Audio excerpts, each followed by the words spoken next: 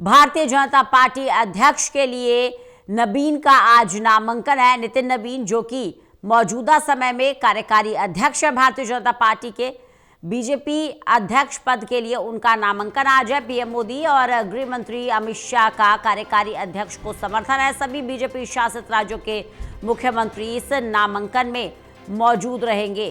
CM Nayab Singh Saini भी इस कार्यक्रम में शिरकत करेंगे। बीजेपी अध्यक्ष के पदभार संभालने के कार्यक्रम में आज तमाम बड़े चेहरे शिरकत करेंगे।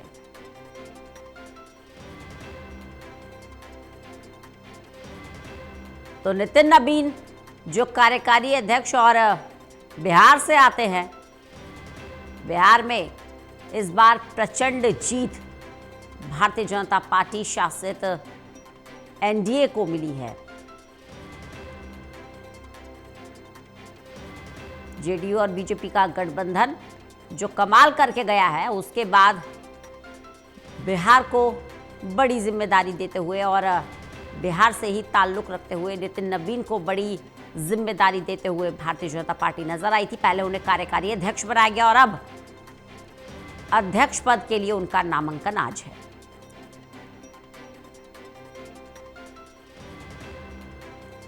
ललित नारायण कांडपाल हमारे साथ, हमारे असिस्टेंट एडिटर जुड़ गए हैं ज्यादा जानकारी के साथ। ललित, कार्यकारी अध्यक्ष के लिए अब अध्यक्ष पद की तैयारी हो रही है, नामांकन आज है। नितिन नबीन के लिए ना सिर्फ ये चुनौती भरा होगा बल्कि एक बड़ी जिम्मेदारी भी होगी। बिल्कुल बड़ी जिम्मेदारी भी होगी और आज जो है नामांकन होने जा रहा है और इस नामांकन प्रक्रिया को ऐतिहासिक बनाने के लिए भारतीय जनता पार्टी की ओर से कई कार्यक्रम किए गए हैं। कई प्रस्तावक जो है आज नितिन नबीन के साथ इस मौके पर मौजूद रहेंगे।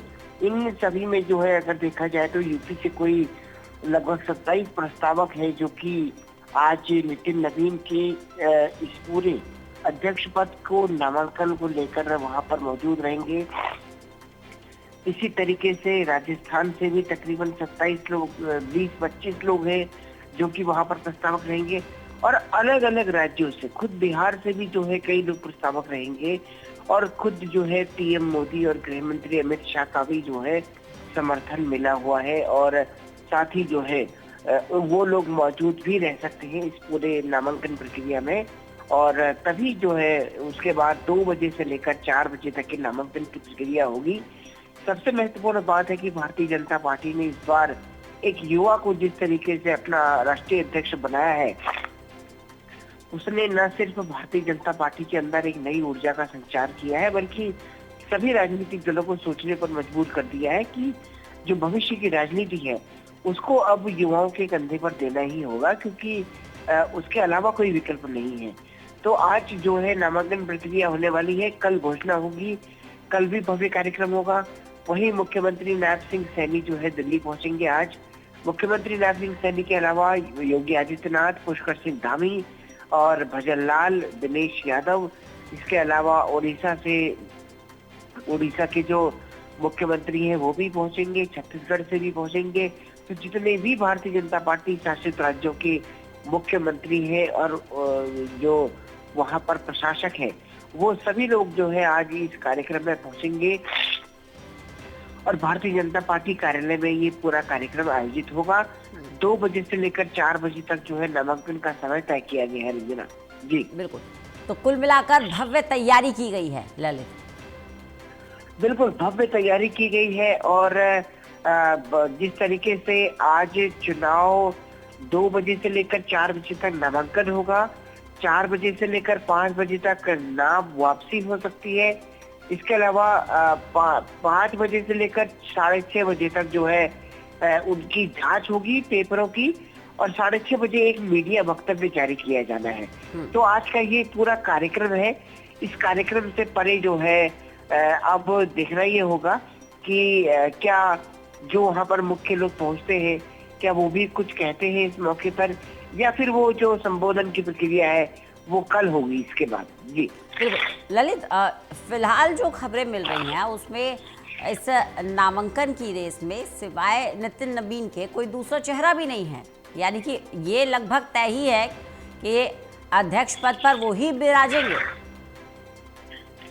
देखिए, भारतीय जनता पार्टी में ये परंपरा रही है कि जिसके नाम का ऐलान किया जाता है वही नामांकन भी करता है और वही एक तरीके से कहा जाए कि अध्यक्ष बनता भी है। हाँ, हमने कांग्रेस पार्टी में देखा था कि जब कांग्रेस पार्टी का अध्यक्ष पद के चयन हुआ था, चुनाव हुआ था, उस वक्त मल्लिकार्जुन खड़गे के अलावा एक और नाम भी सामने आया था और कांग्रेस पार्टी ने उसको ये कहकर डिफेंड किया था कि पार्टी में लोकतंत्र है, कोई भी उसके लिए आवेदन कर सकता है। लेकिन भारतीय जनता पार्टी में सामान्य तौर पर ऐसा आज तक तो नहीं देखा गया। बाकी आज आने वाले दिन में क्या कुछ होता है वो एक अलग सवाल है, लेकिन आज तक कभी ऐसा नहीं हुआ है कि जिसके नाम का ऐलान हुआ उसके अलावा किसी और ने भी नामांकन फाइल किया हो। जी बिल्कुल। कुल मिलाकर ये जो पूरा स्केड्यूल आप बता रहे हैं कि किस तरह से भारतीय जनता पार्टी के कार्यालय में नामांकन प्रक्रिया चलेगी और उसके बाद शाम को जहाँ तक संभावना है क्लियर हो जाएगी सिचुएशन। कहीं ना कहीं ललित एक संदेश ये भी है इस पूरे प्रोसेस के ज़रिए देने की कोशिश कि भारतीय जनता पार्टी अब अपनी अगली पीढ़ी को तैयार कर रही है। प्रधानमंत्री नरेंद्र मोदी हुए, योगी आदित्यनाथ हुए, उसके बाद अगला कौन? क्योंकि अमूमन हम देखते हैं कि सभी पार्टियों में जो विरासत है वो परिवार में ही या तो किसी दूसरे शख्स के पास चली जाती है या फिर किसी क्लोज पर्सन जो होता है, किसी भी पार्टी का कोई खास हो गया। लेकिन जिस तरह से नितिन नवीन का नाम सामने आया था, किस तरह बीजेपी जिस तरह से बिहार में जीत दर्ज करने के बाद नितिन नवीन का चेहरा सामने लेके आई थी, पूरा फोकस है वहाँ पर, ये तैयारी है पूरी बीजेपी की। बिल्कुल, देखिए जिस तरीके से एक युवा चेहरे पर भारतीय जनता पार्टी ने विश्वास जताया है, युवा चेहरे को इतनी बड़ी पार्टी की कमान सौंपी है, तो कहीं ना कहीं ये अपने आप में एक बड़ा मैसेज है। वहीं दूसरी तरफ अगर देखा जाए तो भारतीय जनता पार्टी का संगठन जिस तरीके से काम करता है उसमें एक युवा की मौजूदगी अपने आप में इस पार्टी को नई दिशा देने के लिए, नया विचार देने के लिए और नई जो है टीम देने के लिए, ये भी एक बड़ा ही महत्वपूर्ण सवाल है। और ये माना जा रहा है कि नितिन नवीन के आज नामांकन और कल घोषणा के बाद जल्द ही जो है भारतीय जनता पार्टी की नई टीम का ऐलान भी हो सकता है और उस नई टीम के ऐलान में हम जो सीनियर हैं और जो युवा हैं उन सभी के बीच का एक तालमेल भी हमको देखने को मिलेगा। और माना जा रहा है कि जो पार्टी की कोर पिलर्स होते हैं, उन कोर पिलर्स में सबसे महत्वपूर्ण होते हैं महासचिव। तो क्या सारे महासचिव नितिन नवीन के अध्यक्ष काल में युवा बनेंगे या फिर इसके अलावा कुछ युवा बनेंगे और कुछ ऐसे बनेंगे जो कि सीनियर हैं? तो एक बड़ा सवाल ये है रंजना कि आखिरकार जो नितिन नवीन का नामांकन होना है उसके बाद जिस तरीके से टीम का गठन होना है वो भी एक अपने आप में महत्वपूर्ण सवाल है और सभी जानकारों की नजरें जो है उस पर भी लगी हुई है। जी ललित, क्योंकि अब कई राज्यों में चुनाव भी दस्तक दे रहा है, विशेष रूप से असम और बंगाल की बात कर लें, ऐसे में नितिन नवीन के हाथ में कमान आना, किस तरह से इसे राजनीतिक विशेषज्ञ देख रहे हैं? देखिए, भारतीय जनता पार्टी में अगर चुनाव के लेवल की बात की जाए तो वहां पर राष्ट्रीय अध्यक्ष की एक भूमिका अपनी जरूर है, लेकिन भारतीय जनता पार्टी का संगठन अपने एक सेट पैटर्न पर काम करता है।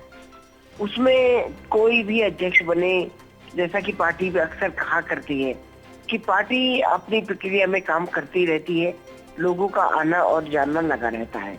तो ये एक तरीके से भारतीय जनता पार्टी के अंदर धारणा रही है। और हाँ, जब व्यक्ति नया आता है, नई सोच का व्यक्ति आता है, तो वो अपनी सोच को जरूर डेलिब्रेट करता है और उस दिशा में काम करने की कोशिश करता है और नए आइडियाज के साथ काम करने की कोशिश करता है। तो लेकिन सवाल सबसे बड़ा ये है कि जिस तरीके से हम ये देख रहे हैं कि भारतीय जनता पार्टी का अपना एक पैटर्न है, कुछ प्रभारी काम करते हैं, कुछ चुनाव प्रभारी काम करते हैं, कुछ ऑब्जर्वर काम करते हैं, कुछ बूथ वाले काम करते हैं। तो वो एक पूरी प्रक्रिया है, उस प्रक्रिया में ही जो है सबको काम करना होता है। अब किस तरीके से नितिन नवीन के आने के बाद एक नई ऊर्जा का संचार होता है वो आने वाले चुनाव में हमको देखने को मिलेगा। जी चलिए, बहुत बहुत शुक्रिया ललित हमारे साथ जुड़ने के लिए।